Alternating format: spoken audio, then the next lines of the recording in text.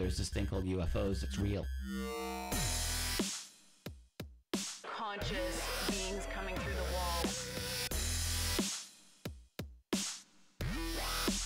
You can sit at a bar and talk about an alien abduction.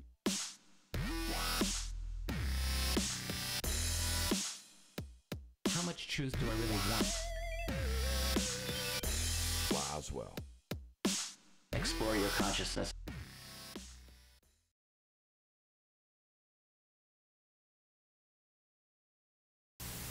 And welcome to this very special episode of Mysterious Forces Live.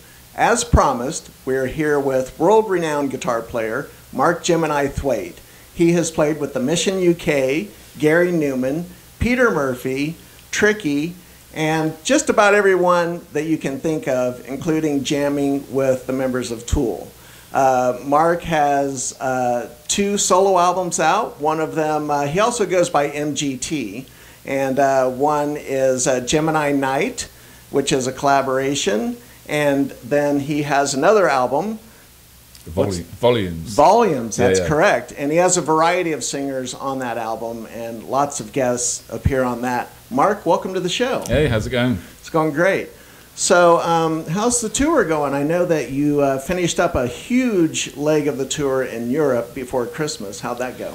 Yeah, we started the tour in Brazil at the start of October and worked our way through South America, went over to New Zealand, Australia, took about 5 days off and then resumed in Russia and then just toured the whole of mainland Europe over a 6-week period into December. Some shows in the UK where I'm from, and we ended in Greece, and then a few days off for Christmas, so a couple of weeks off for Christmas.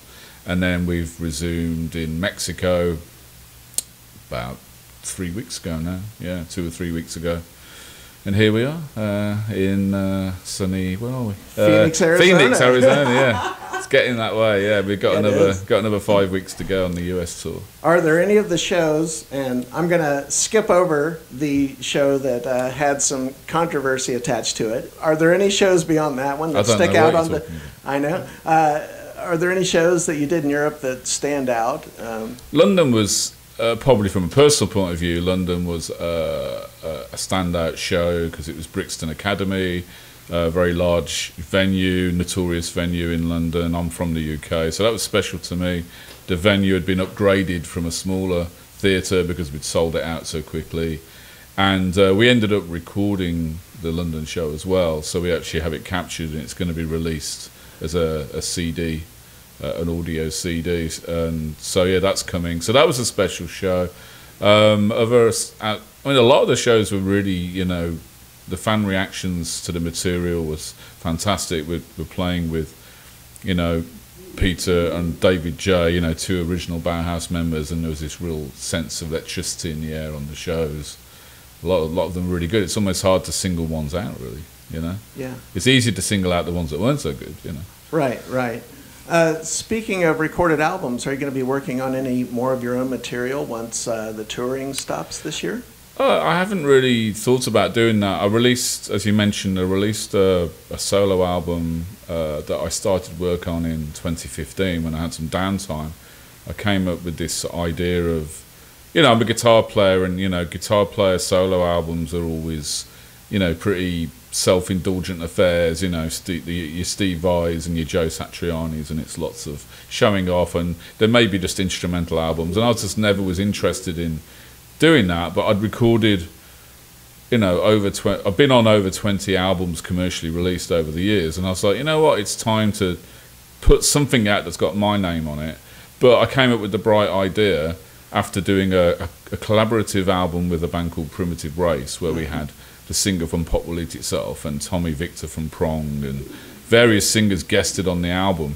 And I mixed about half that album in my home studio, and I suddenly was like, ding, I could just get guests to sing on my stuff. You know, so I had all these demos that I'd stockpiled over the years, and I started sending them out to all these singers that I'd either worked with or knew, and would say, oh, you know, I'm doing a solo album, would you like to come up with a vocal for this song? You know, you write the lyrics, because I've never seen myself as a singer.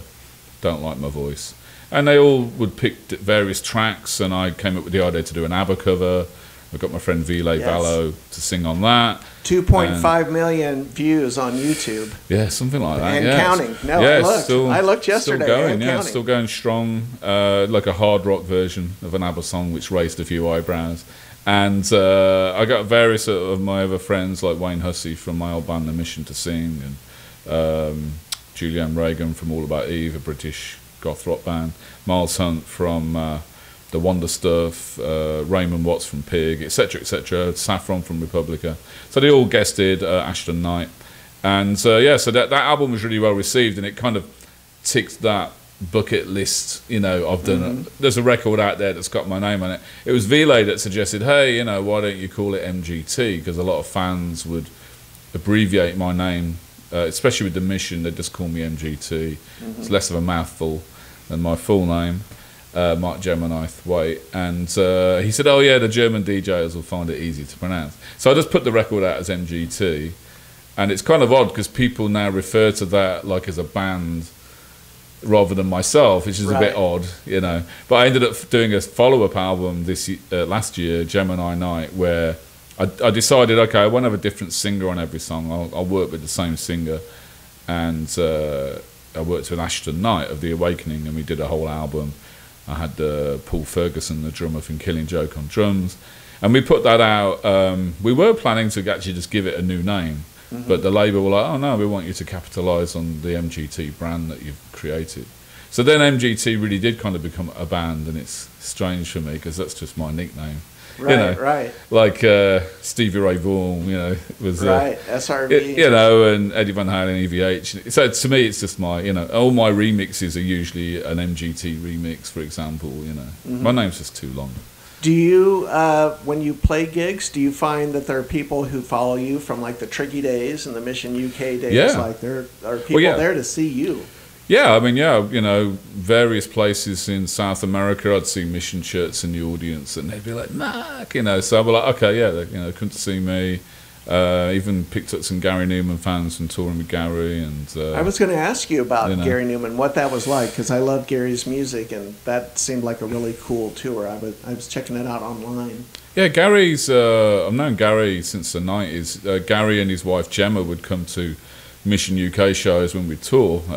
Gemma was a big fan, and Gary got into us, and we became friends socially. I'd hang out with them, and then when I moved to the States, I then reconnected with Gary. I lost touch for a few years because I was living in America and he was living in the UK. And then he moved to America with Gemma, with the family. So then we reconnected. And as luck would have it for me, he had a tour booked, and he was going to use Robin Fink, the Nine Inch Nails guitarist, on the tour because Robin played on his record.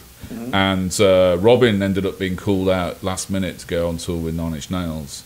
And so Gary was like, will you step in and do this tour? And I was like, wow, I'd be honoured, So I got to do a tour, on guitar with Gary, and that was fantastic. And he's a lovely person, really, you couldn't meet a nicer person. Gemma, they had like a lovely family vibe on the tour. And to make it even better, Robin was free for the last show, which was at the Observatory in Santa Ana, LA. And Robin came and guested, and I did like, I think 6 songs with myself and Robin on guitar. Oh, that's so amazing. I got to like tick another box off the list because I'm a big Nine Inch Nails fan. So that was brilliant. Yeah, so I got the best of both of us. That's great. Yeah. That's great. We had talked a little bit when we were messaging and setting up this interview. I was wondering if you could just give me a brief rundown of the rig you're using on this tour, because I'm a musician myself, and I know that musicians also watch the show, and I know that there's some gearheads out there that really want to know what you're using. Yeah, well, it's no secret. I've been endorsed by Schecter Guitars for the last decade now. I've got a great relationship with them, which culminated in an MGT or Mark Thwaite signature model that came out 2 years ago and was premiered at NAMM. And it's a very, very nice looking guitar. It's based on that sort of Les Paul vibe, custom appointments, nice UV ultraviolets, like flip-flop paint job on it.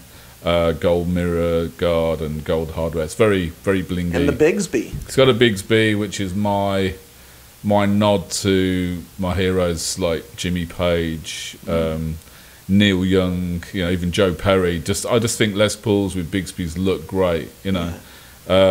So yeah, I just love the aesthetic of it. The way it just, I use them, but I mainly like the aesthetic of it. It just makes any Les Paul just look, or any guitar look immediately cooler to me. Yeah.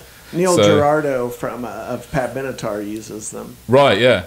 And so I brought that along on the US tour. But to be honest, most of the tour I'm actually playing a Schecter Pete Townsend Fastback. That's the name of the model, the PT Fastback. It's a black Telecaster inspired guitar, coil tapping pickups, and it suits it's more visceral and sharper, edgier sound to this guitar, the PT, and it's black and that, so it just kind of suits. Daniel Ash was on a black Telecaster back in the day, so it kind of matches that. And then I just bring out my signature model for some of the encores. I use Mesa Boogie amplification, so I've got a dual rectifier, which is my main sound.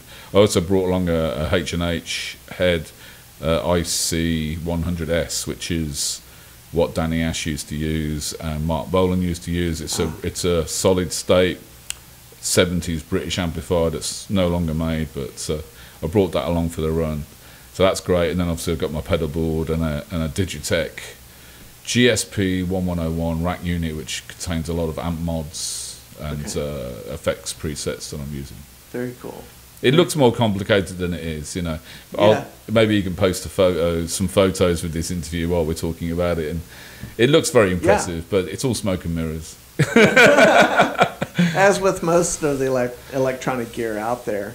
What are some of your favorite Bauhaus songs to play? Are there some grooves that you really that you enjoy playing the most? Yeah, I like playing all of it, but there's ones that are a lot of fun, and I think part of it is some of them I will enjoy because of the crowd reaction, and then some will also be just because I just like the way they sound, or I just get into it. Stuff like Ziggy, Stardust, and Passionate Lovers. Like, you do a song like those, and the crowd just go mental, and plus it's just fun to play those songs anyway. I play Passionate Lovers on an electric 12-string, and I only play it on that one song in this set, so I kind of introduced that sound and approach so that's fun doing that. Ziggy's just great because everybody's up singing the song. I was going to circle back to that because I was going to ask you. I love that song, and I've heard you play it before, and I was just going to ask you what feeling you get from that. The way those first few chords ring out, and it's just right there, and it kind of lays that groove down by itself. How does that make you feel? It's great. It's great. I get goosebumps when I hear that song. It's great because I'm a big Bowie fan, as everybody is, and obviously as Peter and David are, and to get the honour to just play those opening chords and the crowd just erupts. It never gets old. It's just great fun, and we all miss David Bowie, and it's just our little homage to David as well. Absolutely. Are you going to be working with anyone else this year after this tour's over with? What's the I've been recording some new material. I've reconnected with Miles Hunt, who guested on my Volumes album 3 years ago, and I've been working with him on a new Wonder Stuff album. So we've been beavering away on that, and there's talk of maybe doing some shows later in the year. The Wonder Stuff pretty well known in the UK. They had some #1 records there and stuff, top 5 albums. Lesser known in America, but definitely got some hardcore fans over here. I was going to ask you if your solo material or anything else that you've worked on has a different level of commercial success in Europe than what you might get from the States. Like, in my mind, and correct me if I'm wrong, I would think that the Mission UK is much bigger in Europe than they were in the States. I guess, we would do bigger venues, and bigger crowds would show up. So I would say that both the Mission and say the Wonder Stuff bands like that, definitely bigger in Europe. Definitely. And then I guess I want to hear about the Peter Murphy crowds. I'm a long-time Peter Murphy fan, and I've seen him a few times, and I've seen him a couple times with you. But I follow your Facebook page, and I see the photos of not just you guys in the band, but the crowds and the enthusiasm and the passion. And what's that connection like to just go around the world and just connect with those audiences night after night? It's great. I mean, Peter's just got legions of fans everywhere. You know, many see him as the godfather of the gothic rock scene. You know, with Bauhaus coming up with Bella, which a lot of people, you know, treat as like the template for that sound. And he's just an incredible frontman. Very theatrical, inspired. You can't take your eyes off him. So I'll be playing a show and I'll just see all the audience and they're just enthralled by him, like they're completely transfixed, doesn't matter where he goes on stage, you know. And it's amazing how he just grabs the attention of everybody, and he's got this amazing voice, great delivery of the songs and physical delivery, and it's just great. It's an honor to play with him and to see how he's just a true master of his craft as a singer and as a frontman and as a songwriter as well. I would say the same thing for you as a guitar player, because I see photographs of you with him on stage, and you guys have great chemistry. I mean, I can tell that you guys are meshed together and kind of locked in that moment. We like to bounce off each other, and you know, I want to be there for him, supporting him, and he's very supportive of all the band. He always introduces us all every night, and there's a definite. I mean, I've done many tours with Peter now over the last decade, and there's a definite chemistry going on with this lineup with Peter, David, myself, and the new drummer Mark Slutsky from New York, fantastic drummer, and there's just this fantastic chemistry going on between us, and I think the audience can feel that as well. Absolutely. You know? And you've recorded some studio albums with Peter, correct? Yeah, I recorded on the 9th album, which came out in 2011, and I was on the Secret Bees album, and I was also on the Mr. Moonlight live album, of course, and live DVD in 2014, I think that was. I left Peter's band around then, but I've come back for this tour, you know. So that's good, and we're glad that you are back. I'm glad to be back. Definitely, it's like coming home, you know. Yeah, that's cool. So you don't really. So it sounds like you're not in the studio for yourself right now. Yeah, you asked earlier about. I haven't been considering much with MGT. That was with regard to solo stuff. That was supposed to be a one-off, and and I got to tick that box. I've done a solo album. I didn't actually do that much showing off. I ended up doing obviously all the guitar, and then I did the drum programming, and I played the bass, and I did the keyboards. So the idea of it being a solo album was that I was doing it all, except for the vocals. I'd get guests to sing on it. And then the Gemini Night album, which was actually supposed to be under a different name, that became an MGT album. But I don't have this massive desire. I'm more interested in going back to collaborating with other people, and maybe I'll return to MGT at some points and put something out, But right now, I'm just focused on what I'm doing, touring with Peter and, writing some stuff with Miles. And I did an album last year as well with the drummer of Killing Joke, Paul Ferguson, and he put that out, BPF. I guess he took a note out of my book with the initials, and it came out really, really well. And that was pretty much a collaboration between myself and Paul, and I'm a huge Killing Joke fan.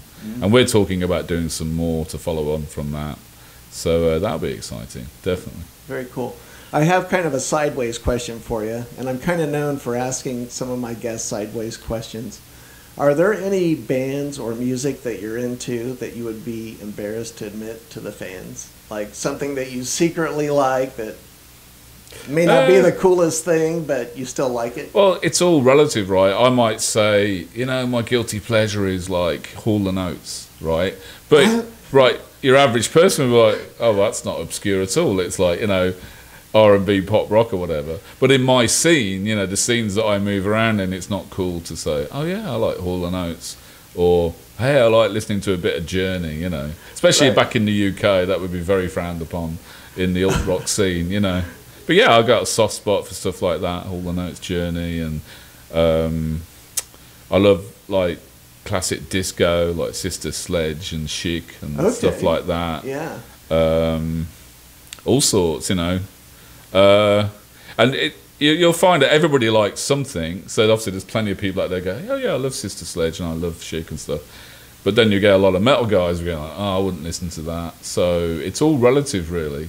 You know, Right. I like to think, I'm probably not very open-minded, but I like to think that I've got a pretty wide palette of musical tastes, and it kind of makes up what I am. You know, I've took a little bit from everything over the years. You know? Absolutely. And Tricky was, you know, definitely well into the electronic Yeah, element of all that. So that kind of takes you away from that. Tricky was some of the most challenging material and artistry to play with, because he's from a hip hop background, but also he grew up listening to like Susie and the Banshees and bands like that. And he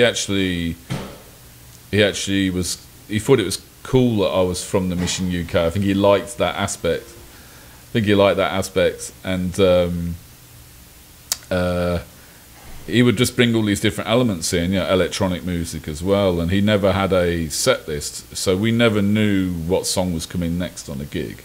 So it had this weird freeform, almost jazz-like approach to it, where we'd jam a lot. It was fantastic. Was it the same set every night, or did it change up night to night? It was never the same. I didn't even know what the first song was going to be. We would wander on, and we'd have a big list of, say, 40 songs that we all would be like, yeah, we know those songs. And he would just look at it while he'd be rolling up his joints, and he'd just pick a song, tell the drummer, and the drummer would tell the keyboard player, tell me. Yeah, that's how we'd find out what the first song is. Or sometimes he'd just be like, Mark, just go and play something. Like literally, he wanted me to just make a riff up, and then the band would join in. So the audience could feel that sense of, yeah, anything can go. Yeah, you know, experimentation, exploration, right? which there is like a live. jazz kind of philosophy, you know. So yeah, fantastic. Some of the most amazing shows I've done with Tricky, because he never knew what was coming. You know? How many songs do you think you know how to play off the top of your head? I don't know. I mean, because I've been playing an awful long time, and I couldn't really like add up.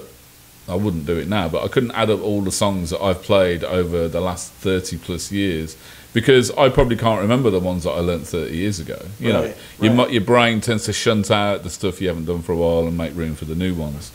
So yeah, I couldn't tell you. Just too many. Too many songs, and I wish I had like a fantastic memory where I could just recall some, you know. I learnt a lot of. It's funny how some stuff sticks in your brain. I grew up listening to bands like Rush and AC/DC and Pink Floyd and Motorhead and a lot of bands like that in the late 70s, and punk rock as well, Generation X and the Skids and the Pistols. And some of those riffs I still play to this day in soundtracks. Like I just still know loads of Rush. And I've never played it live, you know. Right. And I know loads of AC/DC. And this is stuff I learnt when I was like fucking 16, you know. Right. But a song I learnt maybe 5 years ago for a tour, I probably won't remember it at all. So it's weird how the brain works. I got it. You know? I was a kid. I was 13 years old. My first concert, we were going to go see UFO. That was the first band I ever saw. The opening band was AC/DC with Bon Scott. Really? And they had just done the If You Want Blood, You've Got It, that live album. Yeah. They were in that phase. It was after Powerage, but before Highway to Hell. So, and as a 13-year-old kid, I'm serious, we went to that show, and AC/DC blew us away so much, we stopped listening to UFO. That's a and we shame. started buying that's back when that kind of marketing worked, right? Like, we started buying AC/DC records, and we were like, who are these guys? It's over the top. And you know, Michael Schenker's great. I'm not taking away from Michael Schenker. He's one UFO. He's one of my heroes. He's, you know, the first band I saw was UFO as well, with a band called Girl that were opening, which was Phil Lewis from LA Guns and Phil Collin from Def Leppard. But they used to have this band called Girl.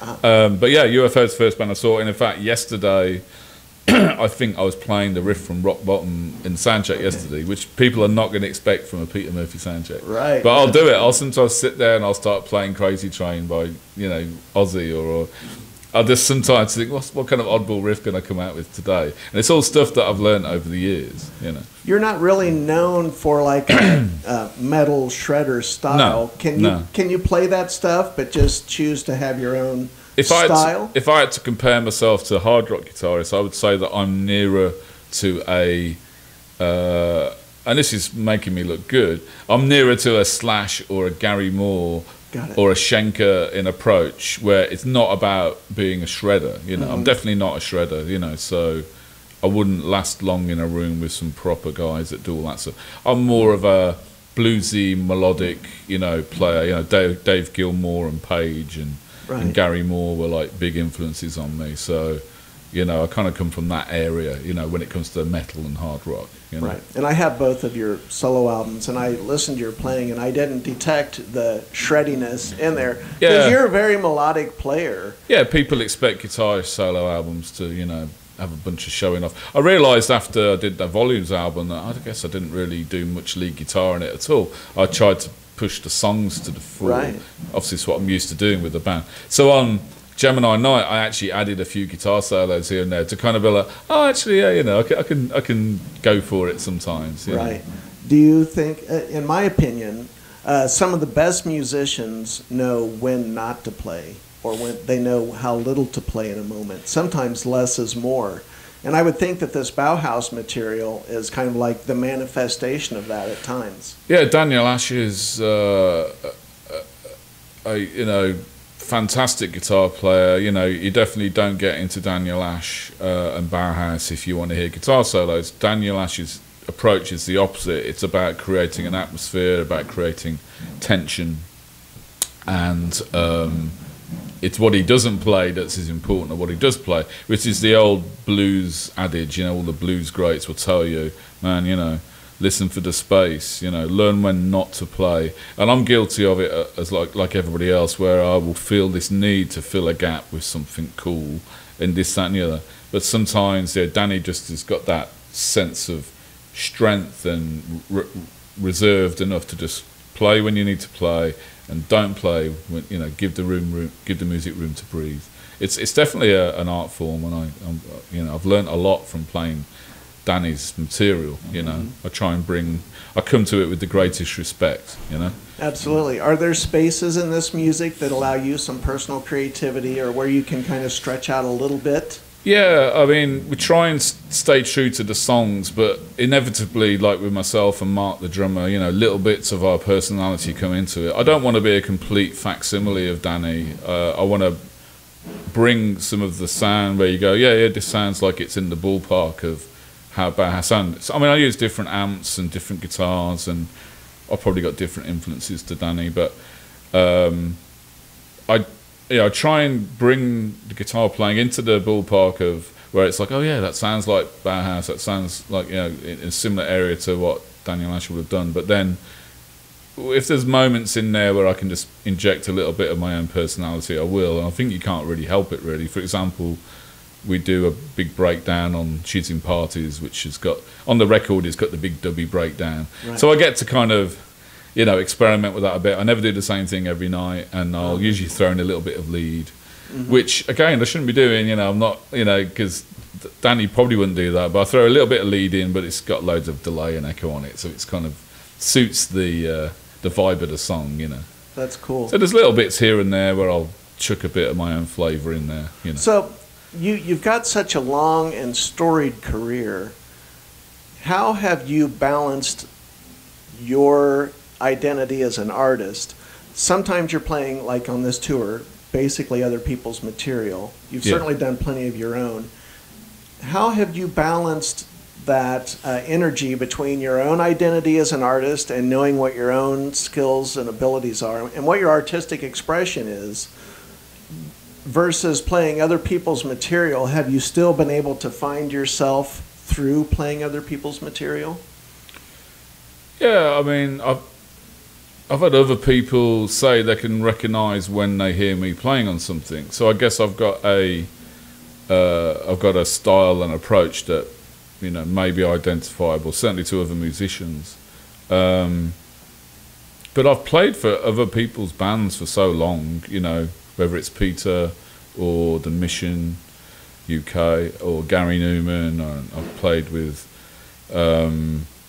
Spear of Destiny, and so I've often been playing, you know, a lot of material that I didn't write originally, you know.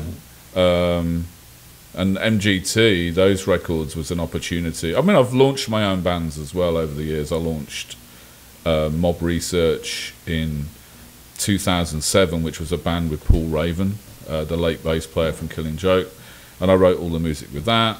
Before that, I had a band called New Disease, and I wrote all the material with that. But I guess what I'm best known for is, of course, the bigger bands that I've played with. Right.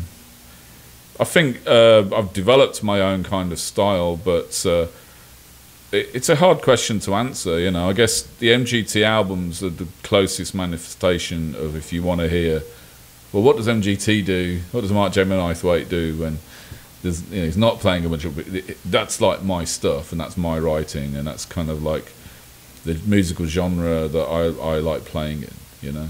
So you just got to go and listen to the records. No, absolutely. I have both your records, and I love the mood and the atmosphere of it, and that you allow a lot of space in that music. Yeah, and I think it's stuff I've learned. I've worked with some great people like Peter and Wayne Hussey and Gary Newman and all these folks that I've recorded with. Al Jurgensen, I did stuff with him, obviously Vila Vallo, and you learn something from working with all these people, you know, about the songwriting craft and about recording and about what works and what doesn't work. Cool. Yeah. Always learning, you know. Always feel like I'm going to learn something new. No, absolutely. I understand. So is there anything you'd like to tell the viewers about anything coming up? Of course, you're still kind of in the middle of this tour with Peter. Still touring with Peter. There's a chance we might do some more of this later in the year. So... don't have any concrete information on that, but, you know, watch this space. There may be more opportunities to catch this Bauhaus set. And, keep your eye out for other projects I'm involved with. Working with Mars on the Wonder stuff, on his new material. And anything I'm doing, I will be, of course, pushing it on my website, mgtofficial.com. Try and keep that up to date. And we'll have links down in the subscriptions. We'll give you links to Mark's Twitter feed, his Facebook page, and we'll make sure that you can find out what he's doing next and where, more importantly, to buy his albums, because they are super cool and they are worth your time. And Mark Gemini Thwaite, thank you so much for coming on to Mysterious Forces Live. I'm totally honored to be talking to you. And I deeply appreciate you taking the time to talk. Go on. Excellent. All right. Thank you. Good stuff.